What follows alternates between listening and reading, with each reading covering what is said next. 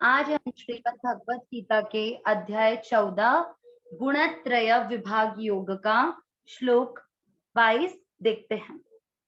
ये श्लोक भगवान कहते हैं, श्री भगवानुवाच, भग दोनों पूरे पूरे अक्षर दोनों में अमिक्स करेंगे, भगवानु वाच, च में अमिक्स किया, श्री भगवानुवाच। श्री का अर्थ क्या हुआ? आधा श, और ये जो नीचे मात्रा है ये र पूरा, र पर बड़ी ई की मात्रा श्री। पहला चरण प्र, प्र का अर्थ क्या हुआ? आधा प और र पूरा। ये वाली चीज जैसे कि यहाँ पर र की मात्रा थी ना, ये वैसे यहाँ पर ये किसकी मात्रा है? र की। प्र, प्रकाश, श पर अनुस्वार आधा म, पूरा शब्द होने के बाद अनुस्वार आधा म, प्रकाशम। च पूरा, च में अमिक्स करेंगे, च वापस प्र, प आधा र पूरा, व्री। व्री कैसे बना? आधा व और नीचे जो मात्रा है वो री से ऋषि की, को क्या पढ़ा रहेगा? व्री। प्रव्री आधा त, प्रवृत्तिम, प्रवृत्तिम।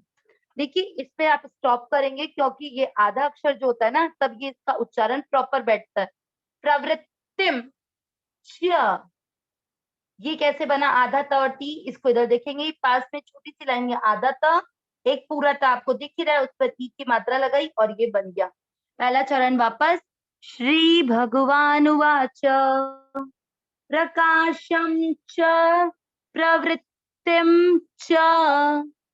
दूसरा चरण मोह, ह पूरा, ह में अमिक्स किया, मोह में व भी पूरा, व में अमिक्स किया, च पांडव, पांडव। दूसरा चरण वापस मोहमेव च पांडव। पहला और दूसरा चरण साथ में। श्री भगवान उवाच, प्रकाशम च प्रवृत्तिम च मोहमेव च पांडव। तीसरा चरण न, न पूरा, न में अमिक्स करेंगे, न द आधा द्वे, ठीक है, द आधा वे के साथ द्वे, आधा श, द्वेष्टि, त पर छोटी ई की मात्रा, द्वेष्टि। ध्यान दे कैसे बोलना है, द्वे, द्वे के साथ आधा श, यहां से इसके साथ बोला गया, द्वेष्टि। श इसके साथ आ गया तो बचा क्या? ट पे ई की मात्रा लगा दी। सम, प्र पहले ही बता दिया था, आधा पर, व्री आधा त, सेम वही चीज, प्रवृत्तानि। तीसरा चरण वापस, न द्वेष्टि संप्रवृत्तानि। देखिए मैं हर जगह स्टॉप कर रही हूँ, जब भी ये आधा अक्षर आ रहा है तब उच्चारण बराबर होगा। अगर आप इसको एक साथ जोड़ देंगे तो ये अक्षर पूरे होने का रहता है। चौथा चरण न, पूरा न में अभिक्स किया, निव्री, व्री वही चीज, व आधा री पूरा, निवृत्तानि। ये शब्द आज सभी ध्यान से बोले। कुछ लोग प्रवृत्तानि और निवृत्तानि को निवृत्तानि बोलते हैं, इसको सही बोल देते हैं तो इसको गलत बोलते हैं। दोनों में व के नीचे री की मात्रा है, व्री। प्रवृत्त, निवृत्त, दोनों अक्षर ध्यान से। तानी का अनंग, का और अनंग का मतलब क्या हुआ? का के ऊपर न की बिंदी लगेगी। कांक, कांक्षति, कांक्षति, क्ष इसका मतलब कैसे हुआ? आधा का और श पूरा, कांक्षति। चौथा चरण वापस, न निवृत्तानि कांक्षति। तीसरा चौथा चरण साथ में, न द्वेष्टि संप्रवृत्तानि न निवृत्तानि कांक्षति।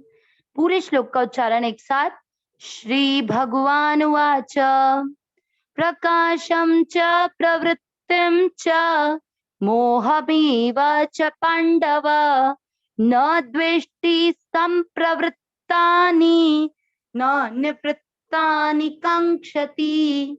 दोनों शब्दों पर विशेष ध्यान।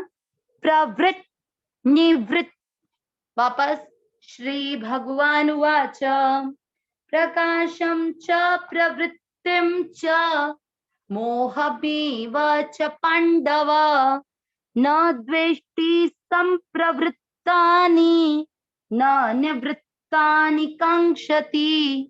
अब इस श्लोक का अर्थ, प्रकाश और प्रवृत्ति और मोह मेव ही च पांडव, हे पांडव।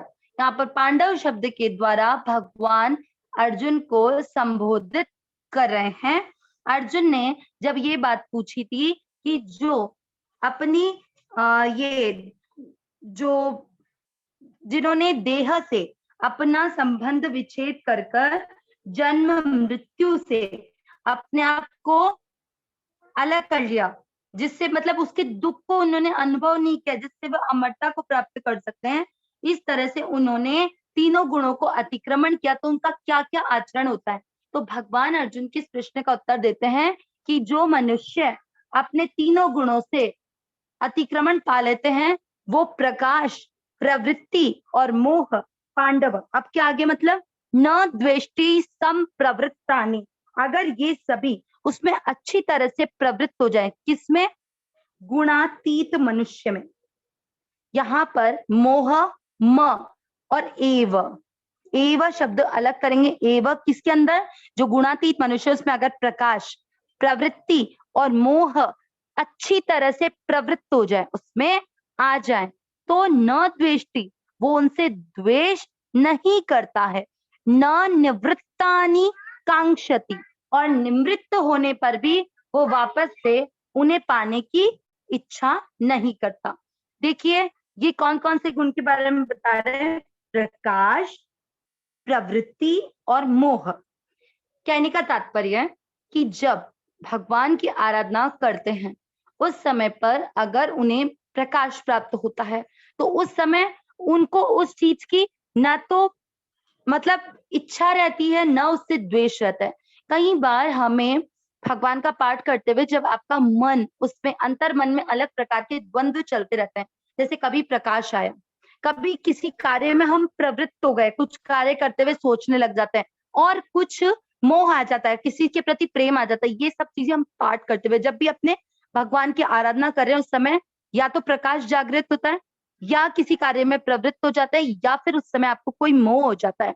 तो भगवान ये बोल रहे हैं कि उस व्यक्ति जो गुणातीत मनुष्य है, जो गुणों से अतीत है, किनसे, सात्विकी, राजसी और तामसी से, वो ना तो उनसे द्वेष करता है कि क्यों हुआ, और अगर वो नहीं भी होता है तो वो उनकी इच्छा भी नहीं करता। अगर पूजा करते हुए भगवान में मन नहीं भी लगा तो वह उसकी इच्छा भी नहीं करता। अगर उसका मन किसी कार्य में प्रवृत्त हो गया, कोई प्रवृत्ति आ गई है, तो वह उससे द्वेष भी नहीं करता है। अगर उसको मोह हो जाता है, किसी के प्रति प्रेम आ रहा है, तो वह उससे द्वेष भी नहीं करता। कहने का तात्पर्य क्या, कि उसके लिए हर परिस्थिति बराबर है, क्योंकि वह स्वयं को परमात्मा का अंश मानता है, और ये जो मन, शरीर, इंद्रियां, इन सब में जो जो क्रिया चल रही है वो उसको अपने आप से अलग मानता है। हम लोग क्या करते हैं, मन चलने को हम ये सोचते हैं कि हम मन से जुड़े हुए हैं, इस कारण हमारा भगवान में मन लग नहीं रहा है। लेकिन भगवान इस श्लोक के द्वारा बोलते हैं कि अगर ऐसे समय में आपका ध्यान इन सब पर केंद्रित होता है तो भय करने की कोई आवश्यकता नहीं है। ना किसी बात का द्वेष करो, ना किसी की आकांक्षा करो कि मुझे ये चीज, मैं पाठ करने बैठूं तो उस समय भगवान के दर्शन ही हो। कहते हैं महाराज जी कि अगर भगवान के दर्शन हो तो वो भी उनकी इच्छा, अगर ना हो तो वो भी इनकी इच्छा। लेकिन शरीर में होने वाली किसी भी क्रिया को अपने में होने वाली क्रिया न समझे। ये सारी क्रिया किसमें हो रही है, शरीर में, शरीर, मन, बुद्धि, इंद्रियों में, और हम अविनाशी सहज सुख राशि हैं। इसलिए स्वयं को परमात्मा में लगाने का प्रयत्न करना चाहिए, और हम परमात्मा में लगे हुए हैं, सिर्फ उन सब पे अपना ध्यान हटाना है। अगर ये कुछ हो भी रहा है तो उसको नेग्लेक्ट कर दो, अगर आ भी रहे तो सोचो मत कि ये क्यों हो रहा है, मैं पाठ कर रही हूँ और ये सब क्यों आ रहा है। और अगर कुछ अच्छा भी आ रहा है भगवान का तो उसमें खुश भी मत हो। ये कहने का भगवान का तात्पर्य है कि न अनुकूल में प्रसन्न हो, न प्रतिकूल में दुखी हो। नारायण नारायण नारायण नारायण।